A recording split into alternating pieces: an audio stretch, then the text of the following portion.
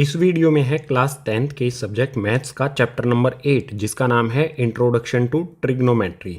इसी चैप्टर का introduction part है। इस चैप्टर में जो भी क्वेश्चंस दिए गए हैं उन क्वेश्चंस को सोल्व करने के लिए कौन से कॉन्सेप्ट यूज़ करने हैं, कौन से फॉर्मूले यूज़ करने हैं, इन्हीं सब चीज़ों के बारे में हम इस पार्ट में पढ़ने वाले हैं।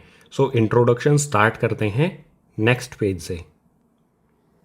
चैप्टर का नाम है ट्रिग्नोमेट्री। ट्रिग्नोमेट्री होती क्या है, यहाँ पर हमें दिया है it is branch of mathematics that provide relation between the sides and angles of triangles. Trigonometry mathematics की वो ब्रांच है जो ट्राइंगल्स की साइड्स और ट्राइंगल्स के एंगल्स का रिलेशन हमें प्रोवाइड करती है। किसी भी ट्राइंगल की साइड्स और उसके एंगल्स के बीच में क्या रिलेशन यानी कि संबंध है, ये हमें ट्रिग्नोमेट्री बताती है। ट्रिग्नोमेट्री 3 ग्रीक वर्ड से बना है, ट्राई, गोन, मेट्रोन। ट्राई का मीनिंग होता है 3, गोन का मीनिंग होता है साइड्स और मेट्रोन का मीनिंग होता है मेजर यानी कि 3 साइड्स का मेजरमेंट। और 3 साइड से जो एनक्लोज फिगर बनता है वो होता है गाइज ट्राइंगल। सिंपली इस चैप्टर में हमें ट्राइंगल्स की साइड्स और जो भी ट्राइंगल के एंगल्स हैं उनके बारे में पढ़ना है। इस चैप्टर में जो हमें प्रॉब्लम्स दी गई हैं वो सभी रिलेट करती हैं राइट ट्राइंगल से, यानी ऐसा ट्राइंगल जिसमें कोई एक एंगल 90 डिग्री का हो। ये था बिल्कुल बेसिक ट्रिग्नोमेट्री का इंट्रोडक्शन। अब नेक्स्ट पेज पर ट्रिग्नोमेट्री से रिलेटेड कुछ फॉर्मूले, आइडेंटिटी और रेशियोज को समझ लेते हैं। ट्रिग्नोमेट्रिक रेशियोज, इसमें सबसे पहले एक ग्रीक सिंबल की बात कर लेते हैं। यह है एक ग्रीक सिंबल जिसे कहा जाता है थीटा।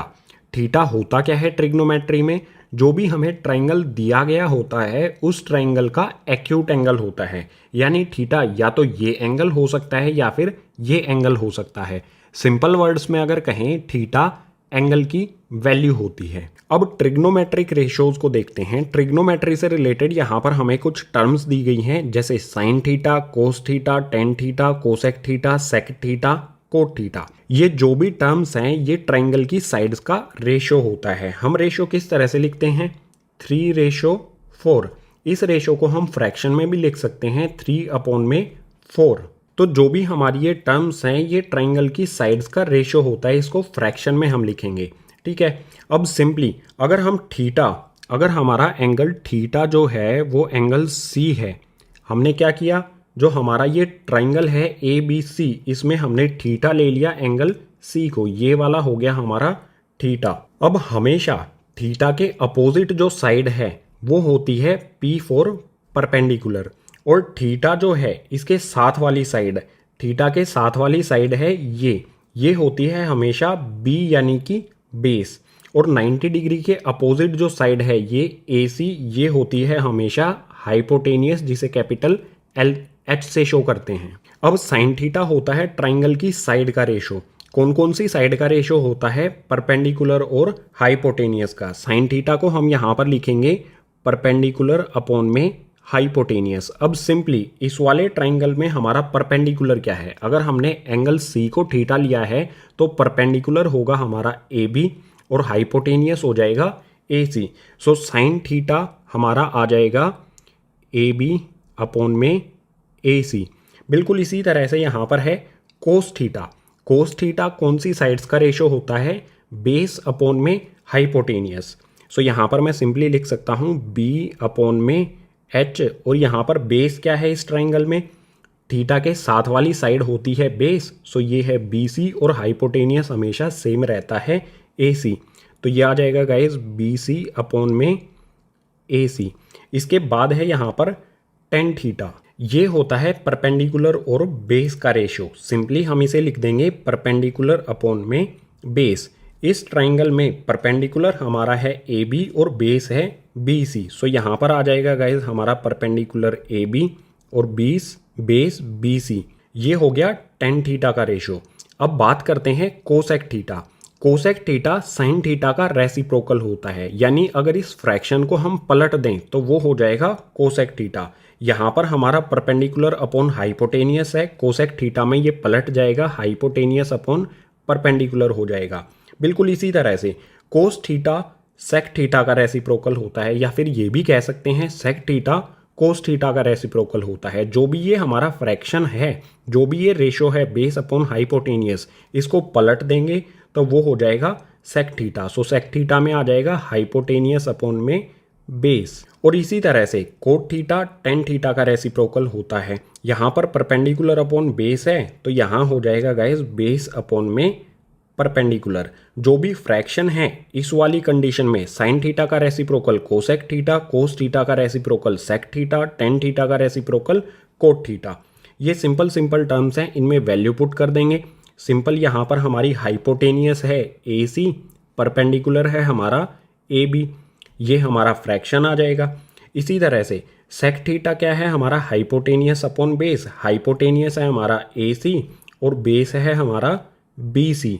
इसके बाद कोट थीटा, कोट थीटा में बेस अपॉन परपेंडिकुलर, बेस है गाइस बी सी, ट्राइंगल में बेस बी सी है और परपेंडिकुलर है ए बी। अब जो भी हमारे ये रेशो आए हैं इनमें साइन थीटा और कोसेक थीटा ये एक दूसरे का रेसिप्रोकल है, यानी हम इसे इस तरह से भी लिख सकते हैं साइन थीटा इक्वल्स टू में 1 अपॉन में कोसेक थीटा। ये क्या है एक दूसरे के रेसिप्रोकल हैं, तो यहाँ पर हमें इस तरह से भी हम लिख सकते हैं साइन थीटा इक्वल्स टू में 1 अपॉन कोसेक थीटा। रेसिप्रोकल में इसी तरह का रिलेशन होता है। बिल्कुल इसी तरह से हम इसको चेंज भी कर सकते हैं। अगर हम यहाँ पर लिखें कोसेक थीटा इक्वल्स टू में 1 अपॉन में साइन थीटा, ये भी हमारे लिए कंडीशन पॉसिबल है। दोनों एक दूसरे के रेसिप्रोकल हैं बिल्कुल सिंपल टर्म्स में। बिल्कुल इसी तरह से कोस थीटा और सेक थीटा के लिए भी लिख सकते हैं। यहाँ पर मैं लिख दूंगा कोस थीटा इक्वल्स टू में 1 अपॉन में सेक थीटा, या फिर इस तरह से भी लिख सकता हूँ मैं guys sec theta equals to में 1 अपॉन में कोस थीटा। जो भी हमारे ये रेशो आए हैं इनके साथ साथ हमें इन चीज़ों का भी ध्यान रखना होगा कि sine theta cosec theta एक दूसरे के रेसिप्रोकल होते हैं। इसके बाद सेक थीटा और सेक थीटा भी एक दूसरे के रेसिप्रोकल होते हैं। ये रब कर देता हूँ, ये बस आपको ध्यान में रखना है, ठीक है। इसके अलावा यहाँ पर हमारा टेन थीटा और कोट थीटा भी क्या है एक दूसरे का रेसिप्रोकल होता है, तो इसे हम लिख सकते हैं guys tan theta equals to में 1 अपॉन में कोट थीटा, या फिर इसको इस तरह से भी लिख सकते हैं कोट थीटा इक्वल्स टू में 1 अपॉन में टेन थीटा। ये रब कर देता हूं, आपको सिर्फ ध्यान रखना है इन चीज़ों का जब क्वेश्चन को सोल्व करेंगे। सिंपल है बिल्कुल। साइन थीटा और कोसेक थीटा एक दूसरे का रेसिप्रोकल होते हैं, कोस थीटा और सेक थीटा एक दूसरे का रेसिप्रोकल होते हैं, टेन थीटा और कोट थीटा एक दूसरे का रेसिप्रोकल होते हैं। सिर्फ आपको ध्यान रखना है, ठीक है। अब यहाँ पर जो भी बताया गया है, साइन थीटा होता है perpendicular upon hypotenuse, cos theta होता है base upon hypotenuse, tan theta होता है परपेंडिकुलर अपॉन बेस। अब इनको याद करने का एक शॉर्ट मेथड बता देता हूँ जो काफ़ी पुराने टाइम से यूज़ किया जाता है। आपको सिंपली लिखना है पंडित भद्री प्रसाद हर हर बोले, HH B, P for Pandit, B for Badri, P for Prasad, Pandit Bhadri Prasad, H for Har, B for बोले, हर हर बोले, पंडित भद्री प्रसाद हर हर बोले। ये सिर्फ ट्रिग्नोमेट्रिक रेशियोज या फिर कह सकते हैं फ्रैक्शन, इनको याद करने की एक ट्रिक है। जो हमारा पहला फ्रैक्शन बनेगा P अपॉन H, ये होगा गाइज साइन थीटा, ये होगा गाइज यहाँ पर साइन थीटा। आप चेक कर सकते हो, यहाँ पर है P अपॉन H, यहाँ पर भी हमारा आ गया P अपॉन H। और जो हमारा सेकंड वाला फ्रैक्शन बनेगा वो होगा कोस थीटा का। कोस थीटा में आप सिंपली यहाँ पर देख सकते हो B अपॉन H है, यहाँ पर भी आ गया हमारा B अपॉन H। इसके बाद जो नेक्स्ट वाला होगा हमारा P अपॉन B, जो थर्ड वाला फ्रैक्शन बनेगा ये होगा टेन थीटा का। सो बिल्कुल सिंपल आप इसे याद कर सकते हो, पंडित भद्री प्रसाद हर हर बोले, फर्स्ट वाला फ्रैक्शन साइन थीटा का, सेकंड वाला कोस थीटा का और थर्ड वाला टेन थीटा का। मैं आपको यही प्रीफर करूंगा कि आप सिर्फ इन 3 फ्रैक्शंस को याद रखें। उसके बाद अगर इसको हम पलट देंगे तो वो सेक थीटा हो जाएगा, अगर इस फ्रैक्शन को हम पलट देंगे तो वो कोट थीटा हो जाएगा। अब यहाँ पर एक इम्पोर्टेंट बात करते हैं, अगर थीटा हमारा एंगल C नहीं हो, C की बजाय हमारा A एंगल हो, तो इस कंडीशन में क्या करना है। देखो अब हमारा एंगल चेंज हो गया, थीटा हमारा ये वाला एंगल हो जाता है। अगर थीटा चेंज होगा तो परपेंडिकुलर और बेस दोनों चीज़ें चेंज हो जाएंगी। अभी हमारा परपेंडिकुलर ये वाला एंगल जब था ये परपेंडिकुलर था और ये बेस था।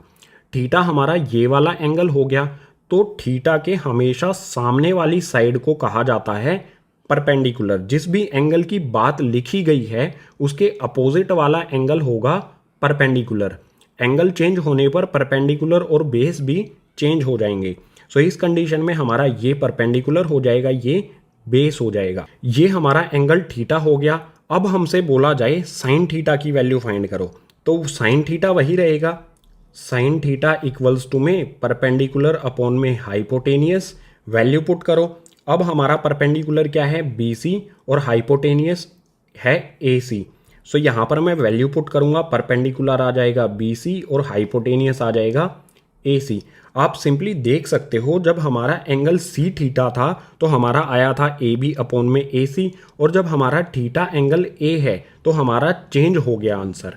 तो एंगल चेंज होने पर हमेशा परपेंडिकुलर और बेस चेंज हो जाएंगे। थीटा के अपोजिट हमेशा परपेंडिकुलर होता है, ये हमें हमेशा ध्यान रखना है। जो हमें यहाँ पर ये दिया गया है साइन थीटा, इसकी जगह हमें इस तरह से भी दिया जा सकता है साइन A। साइन A का मतलब होगा जो हमारा A एंगल है वो थीटा है, ठीक है। थीटा की जगह हमें डायरेक्ट जो एंगल है वो भी दिया जा सकता है, तो कंफ्यूज नहीं होना है। अगर हमें थीटा दिया गया है तो थीटा लिख दो, अगर हमें एंगल A दिया गया है तो एंगल A लिख दो। साइन A, इसकी वैल्यू भी क्या होगी, बिल्कुल सेम यही होगी, P अपॉन में H, और वैल्यू यहाँ पर पुट कर देंगे। साइन A, अगर हमने A एंगल लिया है तो इसके अपोजिट वाली साइड हो जाएगी परपेंडिकुलर, हाइपोटेनियस जो है वो सेम रहेगा। सो साइन A, अगर एंगल A लिया है तो हमारा आंसर ये आएगा BC अपॉन में AC। और अगर हम इसे इस तरह से लिखें साइन C, यानी कि हमारा थीटा वाला जो एंगल है वो है C, तो इस कंडीशन में हमारा परपेंडिकुलर AB हो जाएगा। यहाँ पर आ जाएगा हमारा AB और अपॉन में हाइपोटेनियस आ जाएगा AC। ये जो हमारी कंडीशन थी, इस थीटा की जगह हम AB लिख सकते हैं अगर हमने A एंगल को लिया है। क्वेश्चन में जैसा दिया हो उसी के अकॉर्डिंग हमें चलना है। साइन A, अगर एंगल A लेते हैं तो हमारा आएगा BC अपॉन में AC, और साइन C थीटा अगर हम एंगल C को लेते हैं तो आ जाएगा AB अपॉन AC। बिल्कुल सिंपल है, एंगल चेंज होगा तो हमारे जो बेस और परपेंडिकुलर हैं वो भी उसके अकॉर्डिंग चेंज हो जाएंगे। थीटा के अपोजिट हमेशा होगा परपेंडिकुलर, और थीटा के जो साइड साथ में साइड होगी, थीटा के साथ वाली साइड हमेशा होगी बेस। थीटा हमेशा उसको मान लेना है जो भी हमारे ट्रिग्नोमेट्रिक टर्म दी गई हैं। साइन दिया गया है, साइन के बाद जो भी कैपिटल में हमारी वैल्यू आएगी वही हो जाएगा हमारा थीटा। अगर यहाँ पर A आया है तो A एंगल थीटा हो जाएगा, अगर यहाँ पर C दिया गया है तो C एंगल थीटा हो जाएगा। अब यहाँ पर एक रिलेशन और बता देता हूँ मैं, काफ़ी इंटरेस्टिंग लगेगा आपको। देखो टेन थीटा, यहाँ पर मैं लिखता हूँ टेन थीटा इक्वल्स टू में, टेन थीटा इक्वल होता है गाइज साइन थीटा अपॉन में कोस थीटा। अगर हम टेन थीटा की वैल्यू निकालना चाहें तो वो इस तरह से भी फाइंड की जा सकती है, साइन थीटा अपॉन में कोस थीटा। ये काफ़ी इंपॉर्टेंट है, इसका कई जगह पर यूज़ आपको करना होगा इस चैप्टर में। अब टेन थीटा की value sine theta upon cos theta आई कैसे, इसको देख लो। देखो यहाँ पर सिंपल है, फ्रैक्शन दिए गए हैं। फ्रैक्शन हमारा क्या है, साइन थीटा का है P अपॉन H, तो यहाँ पर मैं लिख देता हूँ P अपॉन में H, और इसके नीचे लिख देता हूँ यहाँ पर मैं कोस थीटा वाला फ्रैक्शन B अपॉन में H। P अपॉन H के नीचे आ जाएगा गाइज B अपॉन में H। अब सिंपल है, जो हमारा ये H है, इस वाले H से ये वाला H कैंसिल हो जाएगा, H से H कैंसिल हो गया, बचा क्या यहाँ पर P अपॉन में B। तो आप देख सकते हो P अपॉन में B किसका फ्रैक्शन है, ये टेन थीटा का। तो सिंपल है, टेन थीटा इक्वल्स टू में साइन थीटा अपॉन में कोस थीटा होता है। इसके अलावा शॉर्ट ट्रिक मैंने आपको बता दी है, पंडित बद्री प्रसाद हर हर बोले, पंडित बद्री प्रसाद हर हर बोले। जो फर्स्ट वाला हमारा फ्रैक्शन है, ये फर्स्ट वाला जो फ्रैक्शन है ये होगा साइन थीटा, सेकंड वाला कोस थीटा, और थर्ड वाला टेन थीटा। अगर इसको पलट देंगे, P अपॉन H को हम पलट देंगे तो ये हो जाएगा कोसेक थीटा का फ्रैक्शन। अगर इसको पलट देंगे, B अपॉन H को पलट देंगे तो ये हो जाएगा सेक थीटा, और जो थर्ड वाला फ्रैक्शन है इसको हम पलट देंगे तो ये हो जाएगा कोट थीटा का, यानी कि B अपॉन पी हो जाएगा पलटने पर। सो ट्रिग्नोमेट्रिक रेशियोज वाला कॉन्सेप्ट हो जाता है कंप्लीट। अभी आपको थोड़ा सा ये टफ लगेगा, जैसे जैसे आप इनका यूज करेंगे क्वेश्चंस को सोल्व करने में तो बिल्कुल ईजी होती जाएंगी ये सारी ट्रिग्नोमेट्रिक रेशियोज। अब ट्रिग्नोमेट्री से रिलेटेड और चीजें देख लेते हैं नेक्स्ट पेज पर।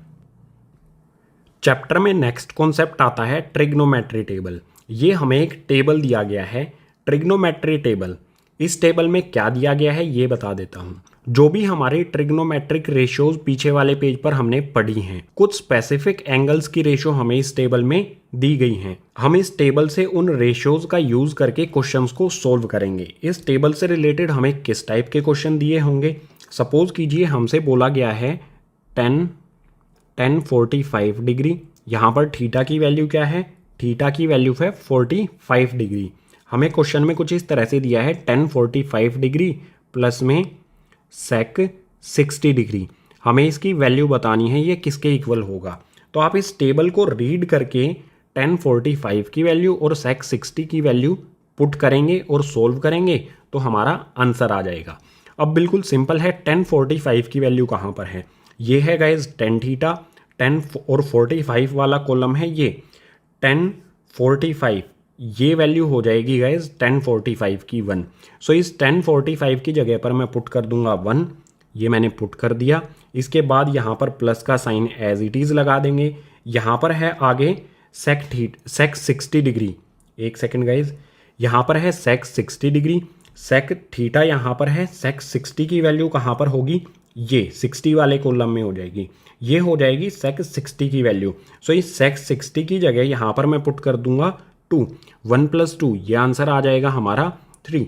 बिल्कुल सिंपल इस टाइप के क्वेश्चन हमें दिए होंगे। 10 45 की जगह मैंने 1 वैल्यू पुट कर दी, सेक 60 की जगह मैंने पुट कर दिया 2, दोनों को ऐड करेंगे तो ये आ जाएगा हमारा आंसर 3। जो भी इस टेबल में हमें ये वैल्यूज़ दी गई हैं, इन वैल्यूज़ का आप क्वेश्चंस को सोल्व करने में जैसे जैसे यूज़ करेंगे वैसे वैसे ये वैल्यू आपको याद होती जाएंगी। जैसे मैं अपनी आंखें बंद करके अभी बता सकता हूँ कि साइन 60 की वैल्यू क्या होगी। मैंने अपनी आंखें बंद कर ली हैं, आपको दिखाई नहीं दे रहा होगा लेकिन आप भरोसा कर सकते हैं। मैं यहाँ पर बता सकता हूँ साइन 60 की वैल्यू क्या होगी, ये हो जाएगी गाइज √3/2। आप चेक कर सकते हैं इसमें। बिल्कुल इसी तरह से 10 45 की वैल्यू क्या होगी, 1, मुझे ये याद है, बिल्कुल इजीली मैं बता सकता हूँ। इसके बाद यहाँ पर बता सकता हूँ मैं सेक 30 की वैल्यू हो जाएगी 2/√3।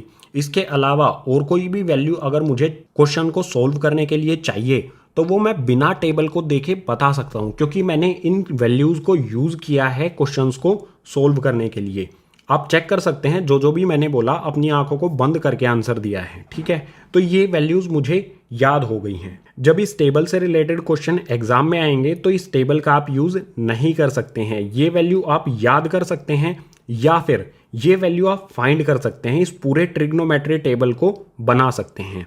बनाएंगे कैसे, इसकी एक अलग से वीडियो बनाई जाएगी, लिंक आपको नीचे डिस्क्रिप्शन बॉक्स में प्रोवाइड कर दिया जाएगा। सो बिल्कुल सिंपल कुछ स्पेसिफिक एंगल्स के रेशो हमें इस टेबल में दिए गए हैं, इनका यूज़ करेंगे हम इस टाइप के क्वेश्चंस को सोल्व करने के लिए। अब ट्रिग्नोमेट्री से रिलेटेड कुछ और कॉन्सेप्ट्स को देखते हैं नेक्स्ट पेज पर।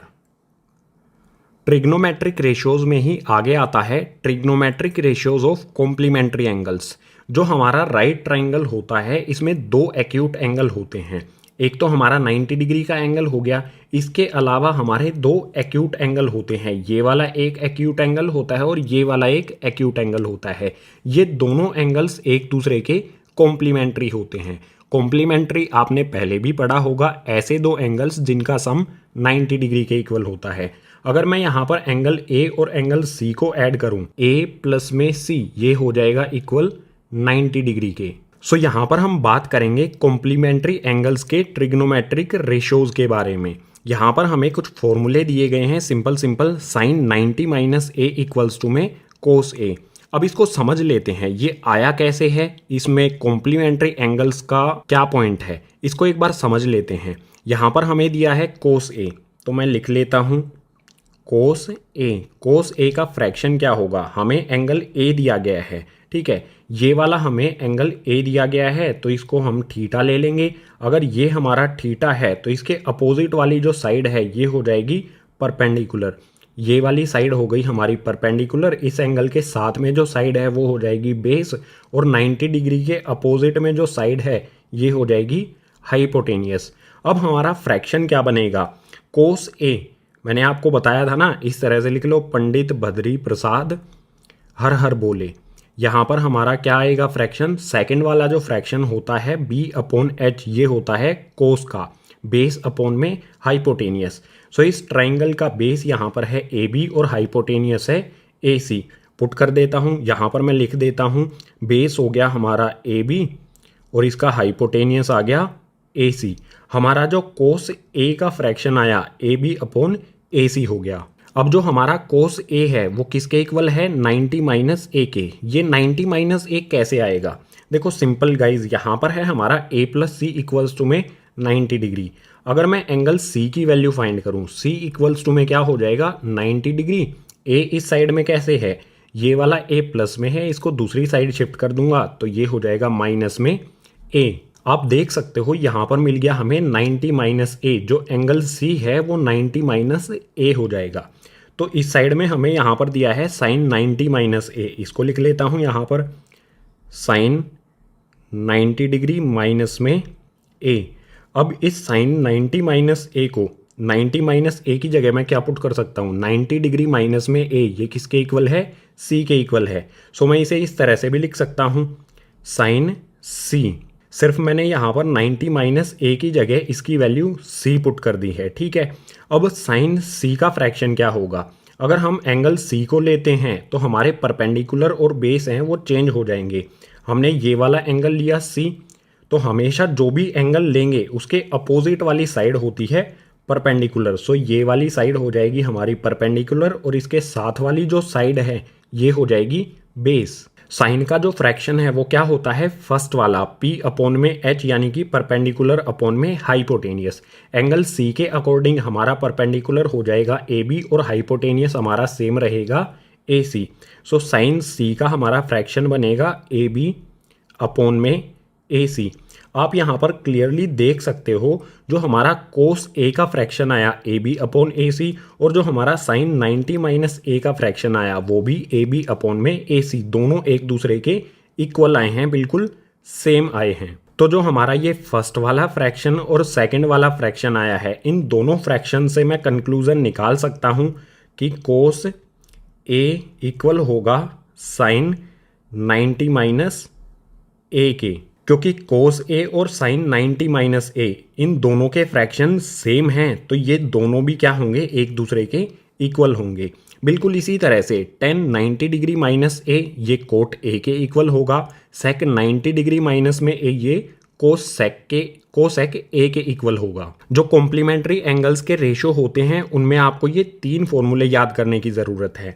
इन 3 फॉर्मूलों से ही हम 3 और फॉर्मूले बना सकते हैं। सिंपल क्या करेंगे, जो ये साइन और कोस है इनकी पोजीशन को चेंज कर दो, साइन को यहाँ ले आओ और कोस को यहाँ ले आओ, तो हमारा एक नया फॉर्मूला बन जाएगा ये वाला। सिर्फ इनकी पोजीशन को चेंज कर दो, कोस यहाँ पर आ जाएगा, साइन यहाँ पर आ जाएगा। कोस 90 डिग्री माइनस ए इक्वल हो जाएगा साइन ए के।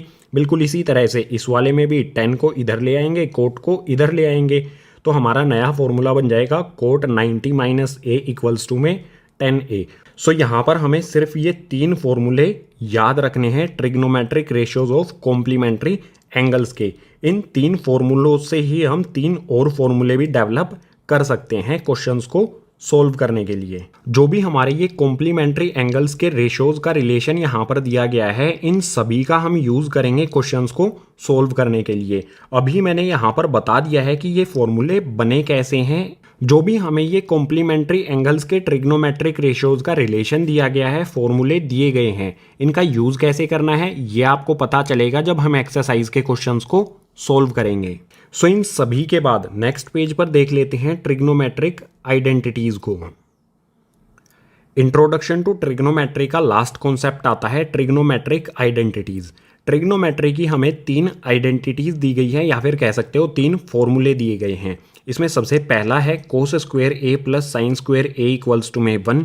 सेकेंड है 1 plus tan square A equals to sec square A. और थर्ड है cot square A plus 1 equals to में कोसेक स्क्वायर ए। जो भी हमें ये 3 आइडेंटिटीज दी गई हैं इनसे रिलेटेड कुछ इजी क्वेश्चंस भी आएंगे और कुछ टफ क्वेश्चंस भी आएंगे। सो इन आइडेंटिटीज से किस टाइप के क्वेश्चन आएंगे? सपोज कीजिए हमें एक क्वेश्चन दिया गया है guys, cos square A plus में साइन स्क्वायर ए प्लस में सेक स्क्वायर ए। हमें ये क्वेश्चन दिया गया है, हमें ये प्रॉब्लम दी गई है और हमसे बोला जाए कि इस प्रॉब्लम को हमें 10 के टर्म्स में चेंज करना है। तो कैसे करेंगे? सिंपली यहाँ पर क्या है, कोस स्क्वायर ए प्लस में sign square A. Cos square A plus में साइन स्क्वायर ए ये किसके इक्वल होता है? 1 के। सो फर्स्ट वाली जो ये 2 टर्म है इन दोनों की जगह पर मैं पुट कर सकता हूँ 1, क्योंकि हमें यहाँ पर आइडेंटिटी में दिया गया है फर्स्ट वाली में। इसके बाद यहाँ पर है सेक स्क्वायर ए।